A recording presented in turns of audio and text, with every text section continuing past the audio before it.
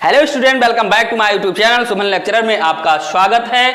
मैं Narendra sir 12th chemistry के 25 महत्वपूर्ण बहुविकल्पीय प्रश्न को आपके सामने लेकर आया हूं जो परीक्षा के दृष्टि से अति महत्वपूर्ण है। ओके स्टूडेंट, जो आपको परीक्षा देने में, परीक्षा को क्रैक करने में मदद करेगा। ठीक, तो आइए हम उन 25 MCQ टाइप के क्वेश्चन को पढ़ते हैं और जानते हैं। इसमें से लगभग हमेशा रिपीट होने वाले क्वेश्चन हैं, आप अभी देखेंगे तो समझ जाएंगे।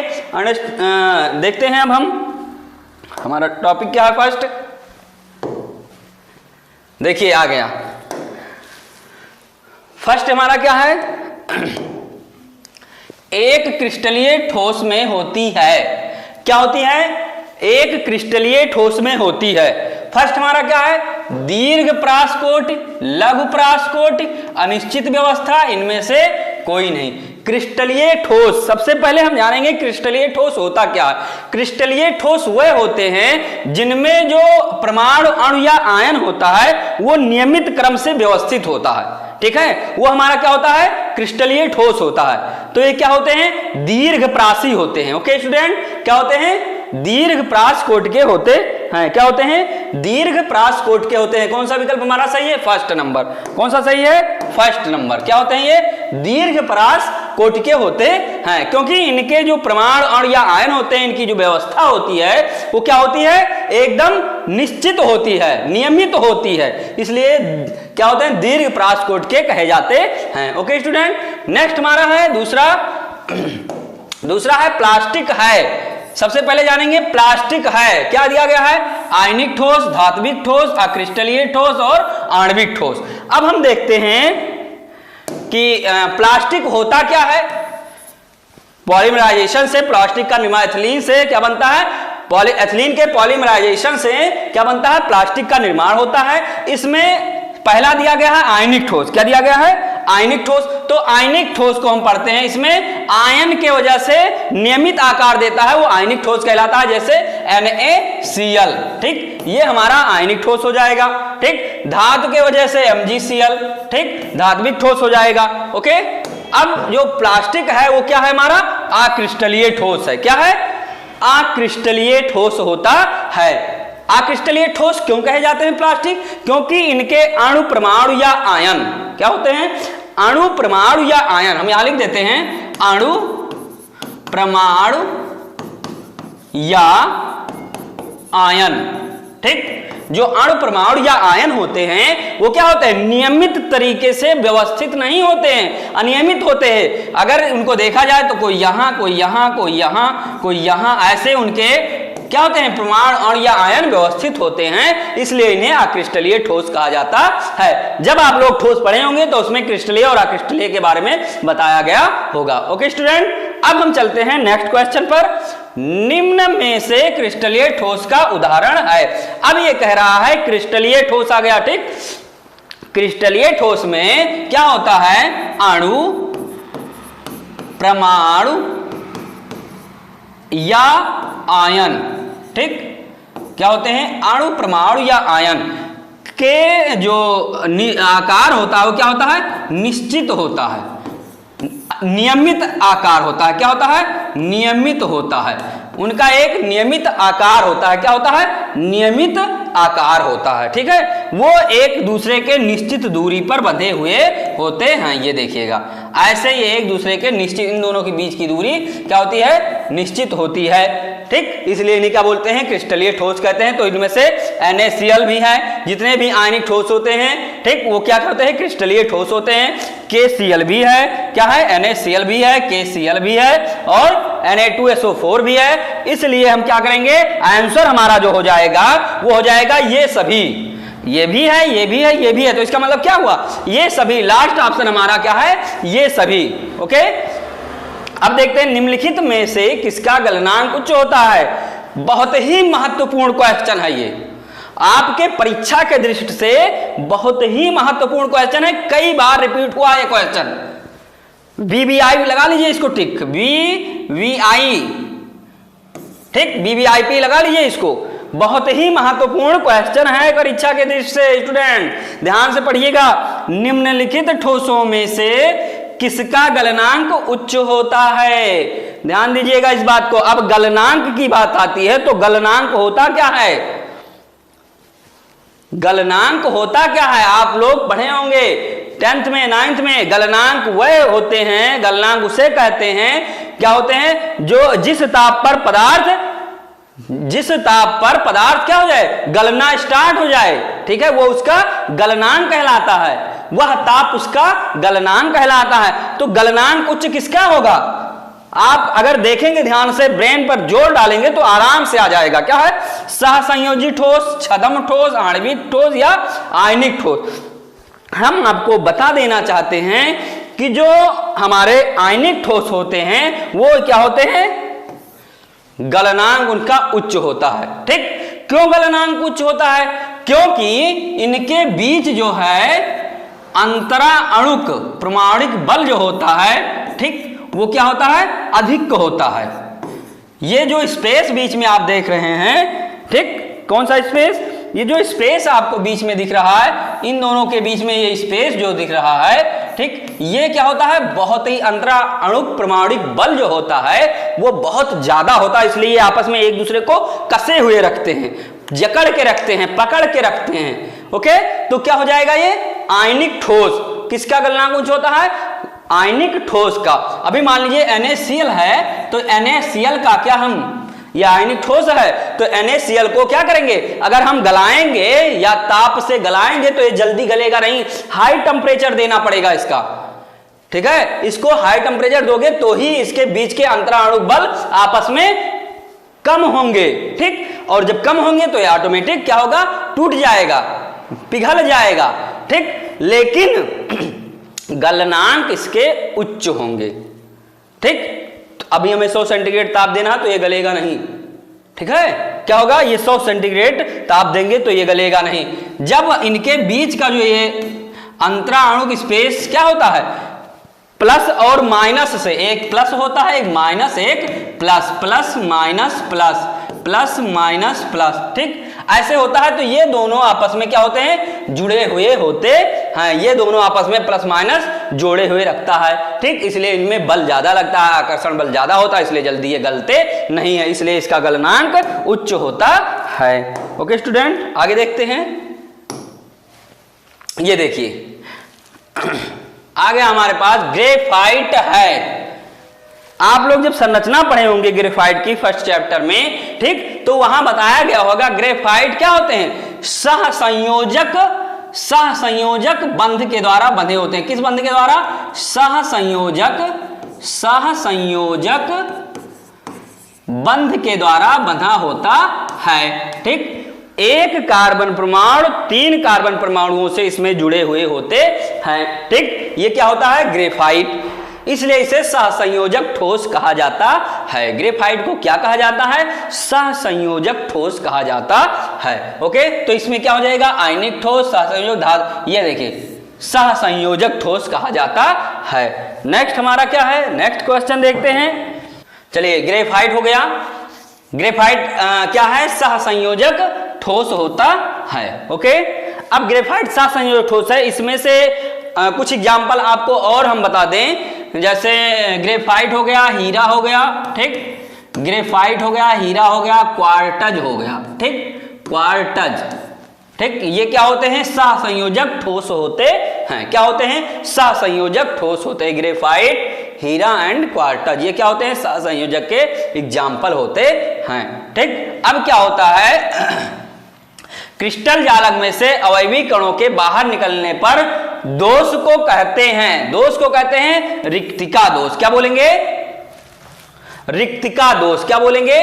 रिक्तिका दोष बोलते हैं। नेक्स्ट क्वेश्चन हमारा,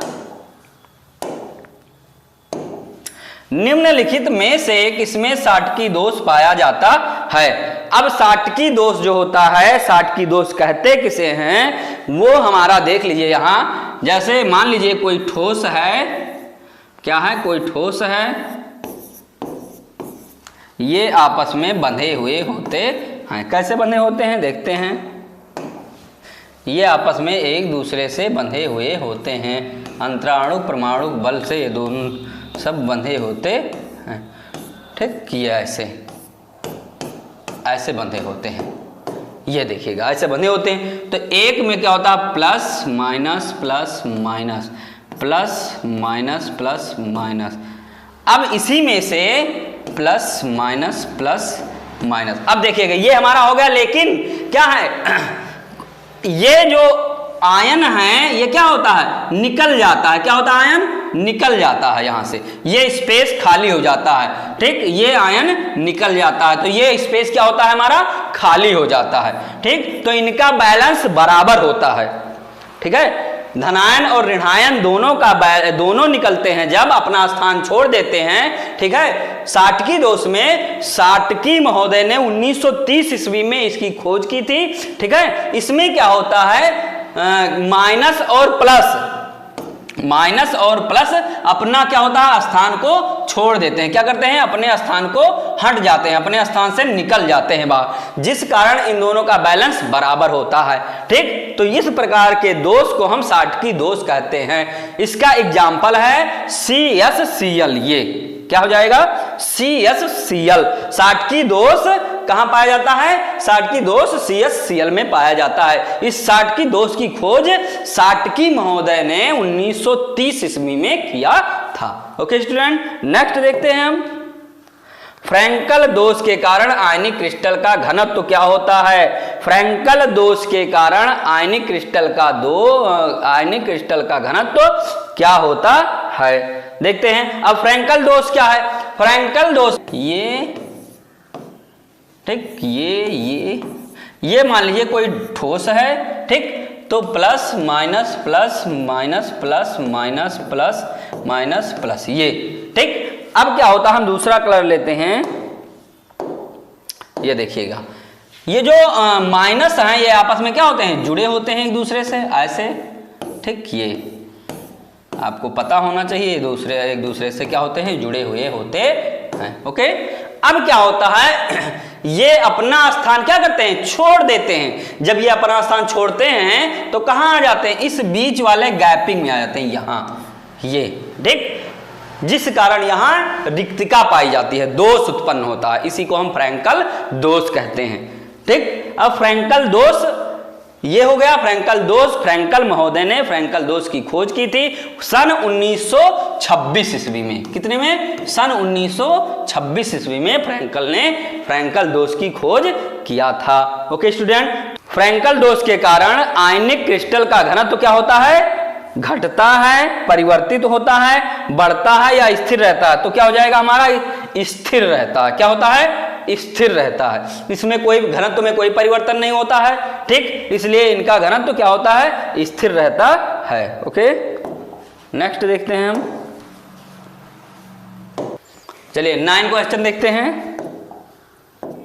चलिए 9 क्वेश्चन देखते हैं। क्रिस्टल के घनत्व को कम करने वाला बिंदु दोष है। क्या होता है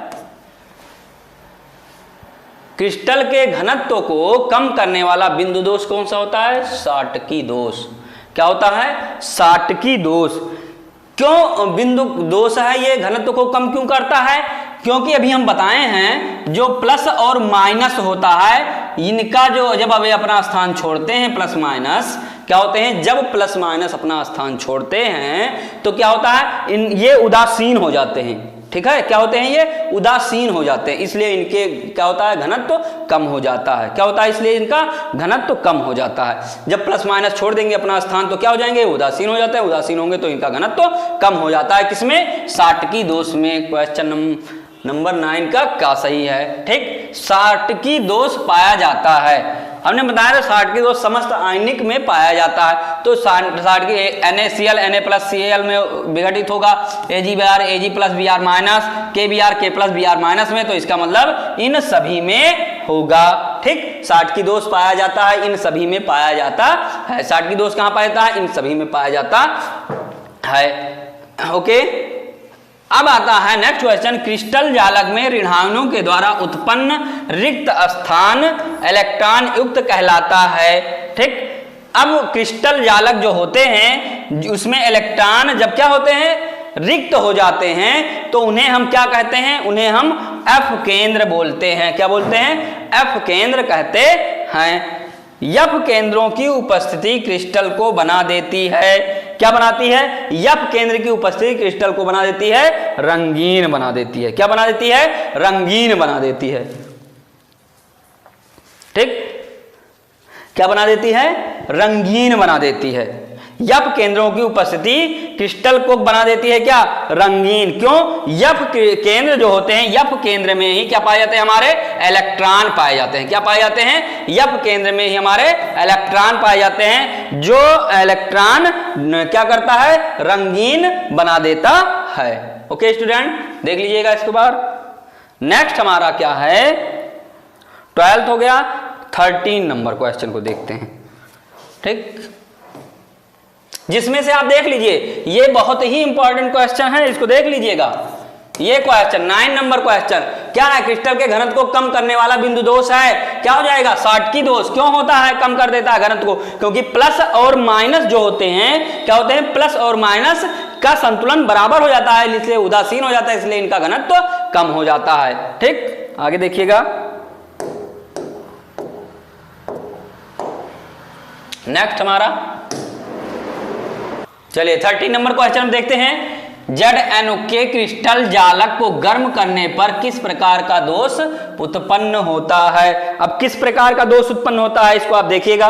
क्या है? बिंदु दोष, रिक्तिका दोष, रेखीय दोष या अंतराकाशी दोष।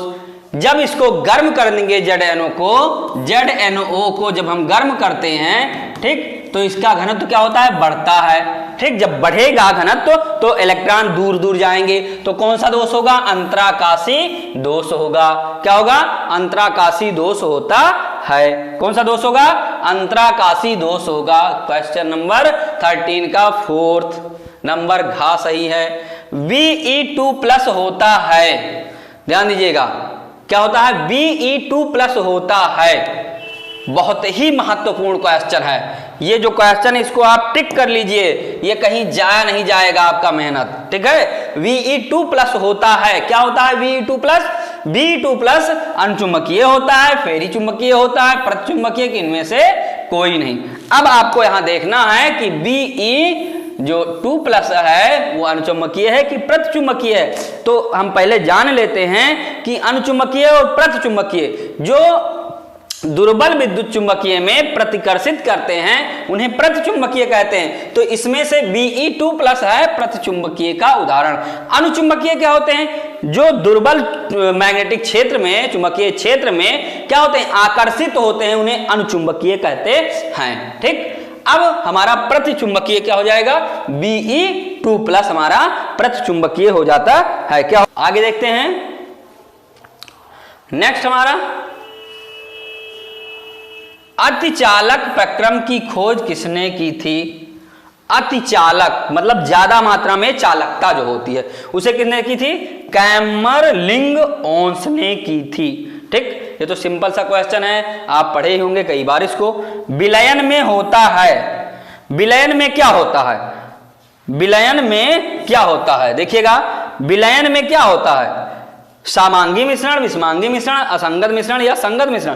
तो आपको पता है जब निश्चित मात्रा में, समान मात्रा में मिश्रण को आपस में मिलाया जाता है तो एक विलयन तैयार होता है, जिसे हम सामांगी मिश्रण कहते हैं। क्या बोलते हैं? सामांगी मिश्रण कहते हैं। विषमांगी में तो अनिश्चित क्या होगा? विषमांगी मिश्रण जो होगा उसका कोई निश्चित अनुपात नहीं होता है, अनिश्चित अनुपात होता है वो, कि अगर 1 अनुपात विलेय का 10 अनुपात विलायक का लेते हैं तो विषमांगी मिश्रण में होता है। ओके स्टूडेंट, आगे देखते हैं हम। नेक्स्ट क्वेश्चन, अब देखिए नेक्स्ट क्वेश्चन क्या है? बहुत ही सिंपल क्वेश्चन है, लेकिन आप कितने लोग हैं जो इसको कर ले जाएंगे? देखिएगा, क्या है? विलयन का वह घटक जिसकी मात्रा कम होती है क्या कहलाता है? बहुत ही सिंपल क्वेश्चन है। अब जिसकी, जो विलयन की परिभाषा जानता है ठीक, विलयन बराबर होता क्या है वो आराम से इसको निकाल लेंगे। ठीक, इससे सिंपल सी बात है, विलयन का वह घटक जिसकी मात्रा कम होती है। तो जाहिर सी बात है कि विलेय की मात्रा हमेशा कम होती है। ठीक, तो इसका हो जाएगा क्या, विलेय, क्योंकि विलयन बराबर होता है, क्या होता है, विलयन बराबर होता है विलेय इंटू विलायक। विलायक हमेशा क्या होता है, सॉल्वेंट। ठीक, तो सॉल्यूशन इक्वल टू, यहां लिख देते हैं solution equal to solute into solvent. ठीक, तो सॉल्वेंट क्या होता है, सॉल्वेंट हमारा ज्यादा होता है। जैसे क्या करते हैं, 1 लीटर पानी में, ठीक, क्या होता है, 1 लीटर पानी में हम 1 लीटर पानी में हम 100 ग्राम चीनी मिलाते हैं। तो चीनी जो कम मात्रा में होता है उसे हम सॉल्यूट कहते हैं, पानी हमारा ज्यादा मात्रा में, इसलिए हमें से सॉल्वेंट कहते हैं। क्या कहते हैं, जो कम मात्रा में होता है उसे विलेय कहते हैं, ठीक, जो ज्यादा मात्रा में होता है उसे विलायक कहते हैं। इन दोनों को मिला दीजिए, मिक्स कर दीजिए, तो हमारा विलयन तैयार हो जाता है। तो क्वेश्चन क्या है, विलयन का वह घटक जिसकी मात्रा कम होती है क्या कहलाती है, विलेय कहलाती है। 18 नंबर क्वेश्चन को देखते हैं, वायु में जलवाष्प का मिश्रण किस प्रकार का विलयन होता है। ठीक है, तो वायु में जलवाष्प का विलयन हमारा गैसीय विलयन कहलाता है। नेक्स्ट हमारा 19 नंबर क्वेश्चन को देखते हैं, क्या है 19 नंबर क्वेश्चन, निम्नलिखित में से किस गैस की विलेयता द्रव विलायक में अधिक होती है। क्या होती है, द्रव विलायक में सबसे अधिक किसमें होती है, HCl गैस में होती है। क्या होती है, HCl गैस में होती है। निम्नलिखित में से किस गैस की विलेयता द्रव विलायक में अधिक होती है, द्रव विलायक में सबसे ज्यादा HCl में होगी। ठीक, ये भी इंपॉर्टेंट क्वेश्चन है, इसको भी आप नोट कर लीजिएगा बहुत ज्यादा। ठीक, नेक्स्ट हमारा क्या है, ताप में वृद्धि करने पर He गैस की जल में विलेयता पर क्या प्रभाव पड़ेगा।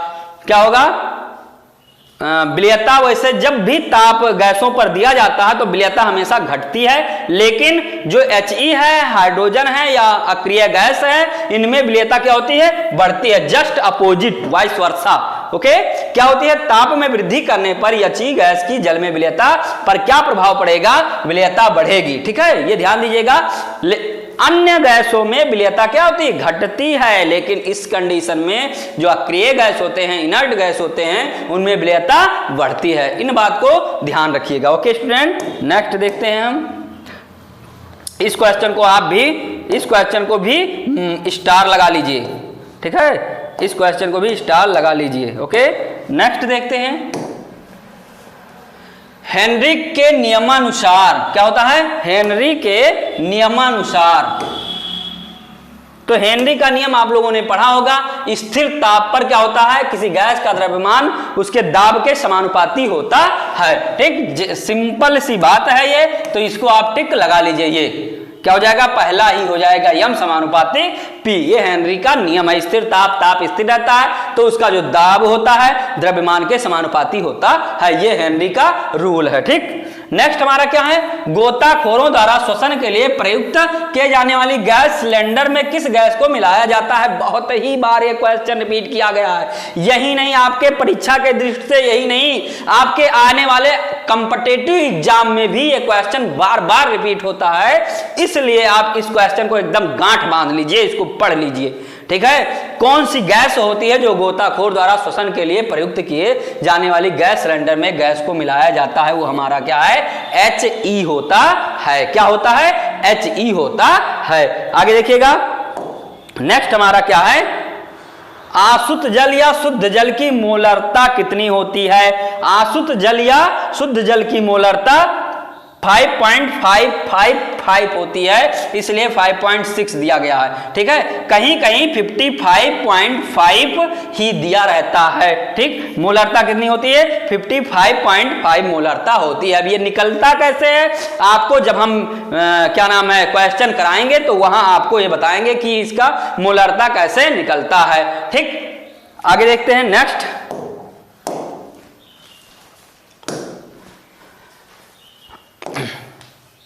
निम्नांकित में से कौन सा अणुसंख्य गुणधर्म को दर्शाता है। अब अणुसंख्य गुणधर्म को जो दर्शाता है वो हमारा क्या है, परासरण दाब कि कितने अणुसंख्य 1 ग्राम में जाते हैं, वो हमारा परासरण दाब दर्शाता है। जल का मोलल उन्नयन स्थिरांक कितना होता है?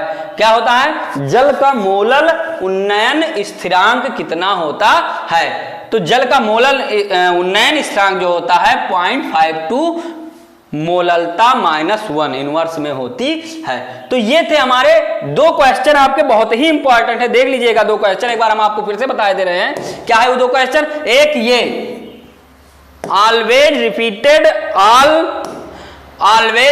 ऑल कॉम्पिटिटिव एग्जाम, ठीक है, हमेशा ये कॉम्पिटिटिव एग्जाम में आपके बोर्ड पेपर में 12th क्लास में, ठीक है, ये हमेशा रिपीट होने वाला क्वेश्चन होता है, इसलिए आप अच्छे से पढ़ लीजिएगा। इसका जब हम न्यूमेरिकल करवाएंगे तो वहां बताया जाएगा कि अशुद्ध जल या शुद्ध जल की मोलरता 55.5 कैसे होती है। ओके स्टूडेंट, आगे देखते हैं हम। ये दोनों क्वेश्चन को बहुत ही मेन इंपॉर्टेंट है, ये दोनों क्वेश्चन आप एकदम लिख लीजिए, रट लीजिए, ठीक है। देखते हैं नेक्स्ट क्या था। हाँ, निम्नांकित में से कौन सा अणु संख्या गुणधर्म दर्शाता है? तो ये परासरण दाब हो जाएगा। क्या हो जाएगा? परासरण दाब हो जाएगा। क्या हो जाएगा? परासरण दाब हो जाएगा। जल का मोलर उन्नयन स्थिरांक 0.52 मोललता -1 होती है। ठीक, ये थे हमारे टॉप 25 केमिस्ट्री के मल्टीपल चॉइस क्वेश्चन थे। आपको बताया गया इसमें से आपको परीक्षा में 2-3 क्वेश्चन तो 100% मिलेंगे, कॉम्पिटिटिव में तो बहुत ज्यादा मिलेंगे। ठीक है, कॉम्पिटिटिव एग्जाम में 4 क्वेश्चन 5 है जो लगातार रिपीट होते रहते हैं। एक परीक्षा में आएगा, दूसरा दूसरे परीक्षा में आएगा, तीसरा, मतलब हमेशा वो रिपीट होने वाले क्वेश्चन थे। तो सो स्टूडेंट, अब आप इन 25 क्वेश्चन को एकदम तैयार कर लीजिए, ठीक है, और आज से आप स्टार्ट कर दीजिए बोर्ड पेपर को क्रैश करने के लिए। ठीक, बोर्ड पेपर अच्छे से आप कर लीजिए। Okay student, that's all, thank you.